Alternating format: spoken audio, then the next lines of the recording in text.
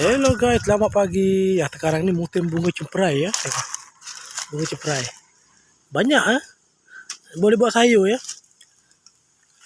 Pucuk dia dah tak ada. Pucuk dia tak dah habis musim lah.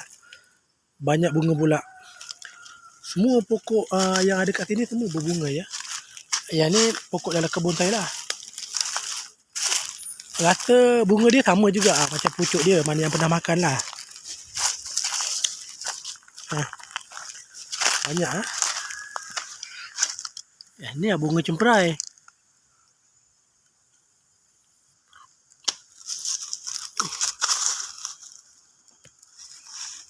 Boleh buat sayur. Masak lemak ataupun tumis dengan ikan bilis pun cukup ya.